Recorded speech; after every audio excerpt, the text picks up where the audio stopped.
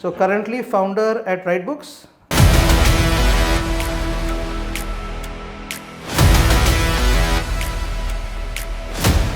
So when you look back, what are the memories that you remember most from that period? Frankly speaking, whatever I am today,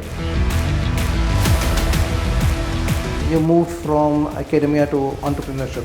I'm still a teacher at heart. So after you became an entrepreneur, what was the biggest surprise that was thrown at you? It doesn't change being an entrepreneur. Welcome to Founder Residence. So currently founder at Ritebooks. Yeah, founder and the chief operating officer at Ritebook. I'll throw a smart one today. We'll have a small change in the format. I'll start introducing the host. I'm Raghavender, your host for the movement today in Founders in Frame. I'd like to introduce Anand. I've known Anand for how many years? Just now we've had how many years? 22 years? Close to 22 years. 22 years. When I first met him, he was a witty, bubbly, fun-loving, very creative still there, youngster. And see what he has evolved into today, Anand, surprising. Thank you. Today you're an entrepreneur, a very successful entrepreneur, a storyteller, So and most importantly, the host of Founders in Frame. thank you, sir. Thank you so much. Let's go right at the beginning. Yeah. So before becoming an entrepreneur, you've spent a lot of years in academia, right? So what first attracted you to teaching? Teaching for me, Anand, was not like a job. It was about making an impact. Okay. Teaching is not, academia is not basically classrooms, marks and exams, degrees, they come and go. But what's more important is making an impact on an individual. That stays for a lifetime. I was an assistant professor at Mufakamja and I used to teach electrical engineering and instrumentation engineering. Yeah, correct. And that's probably the first time you met with the brochure that you first remember. Yeah. It was a A journey. long association. It was a long journey and a very, very memorable journey with you, Anand. Thank you. So when you look back, what are the memories that you remember most from that period? From MJCT. Yeah, I think that's where we first associated. No, Yes. we did quite a few things together there. Those were the days, frankly speaking, whatever I am today is because of that. Those were the days when we used to have ideas, we used to have that energy, and with professor in front of me supporting us right from the beginning. Sir, professor तो आज बोल रहे हैं. That time तो like you said, I was just You don't pretty become upcoming. You don't become a professor overnight. You have become a professor now. Correct. So that time I was just a kid wanting to do something. Yes. And I think the best part was Jaffrey sir believing in my idea then. So that credit always goes to Jaffrey sir. I remember one of the podcasts of yours, recent one if I'm not wrong. You were talking to one of the founders where you were saying that I was one among the 10, so there was stiff competition and stuff like that. Correct. I'll tell you, there were 15 in Mufakamja and you were shortlisted. Most people follow a single career path. I mean, of late when we started, you chose something different. You moved from academia to entrepreneurship. I'm still a teacher at heart, frankly speaking.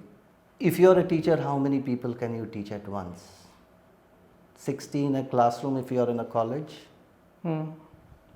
If you are in a coaching kind of a scenario, 200, 250.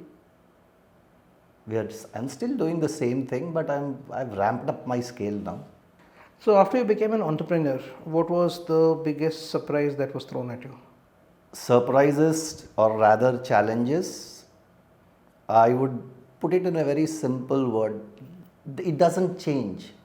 It doesn't change being an entrepreneur because everywhere it's all about getting trust.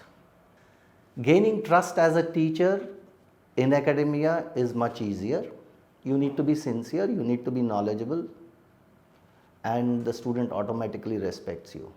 The biggest surprise once becoming an entrepreneur was you have to gain the trust of your employees, your clients, your partners, And your vendors?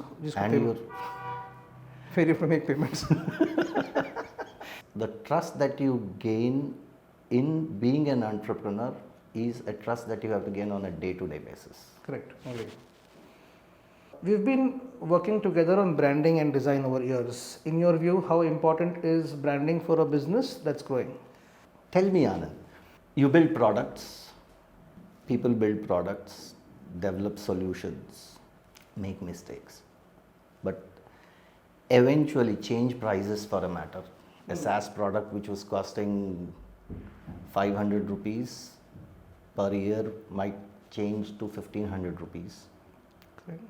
You changed your prices quite a bit. I think if I'm not wrong, 7,000 rupees was the cost of MJCT Alumni Association website that you did for us, and for 7,000 you won't even let me enter your office today. I come back to you because I see those things in you when you're not there, when you're not in the room. That's what brand tells you about. Branding is not about websites, logos, taglines.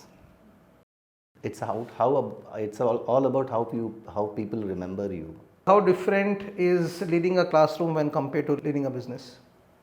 Leading a business is about gaining trust. Leading a classroom is also about gaining trust. It's all about trust. So your lessons from failure, when you go through your difficult phases, what was the one moment or moments that make you question what you're doing? I'm sure there are many. Quite a few. I don't think my two hands will be sufficient to count.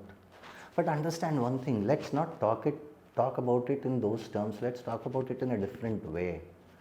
Failures, how do you look at failures? I look at failures in a very different fashion. I look at failures as those lessons which success could never teach me. Failures are basically lessons learned, and most importantly, failures are those lessons learned which successes can never teach you. You know, at Ritebook, we are actually developing cutting edge AI solutions where personalized learning becomes a day-to-day scenario. And as a teacher, I think these are pretty exciting days for us. So when you look back today, do you see yourself more as a teacher or as an entrepreneur? Not much of a difference. I'm still a teacher at heart. I've only scaled up my audience. I have a quick fire for you as well. One word answers only. So one book every entrepreneur should read. Atomic Habits. Okay. One habit that you never compromise on. Making friends. Morning person or a night owl? Absolutely morning. Tea or coffee? Coffee, black, hot, and in a large glass, which I don't have here right now. We just finished one and came. That was a small cup. One word your students would use to describe you? Difficult one. Friend. One word your employees would use for you? My God. Achha, that's the word? Yeah. Okay. Success means? Learning more. Raghavender sir, thank you so much for doing this. Nice meeting you, Pleasure. Anand. Thank you for doing this once again.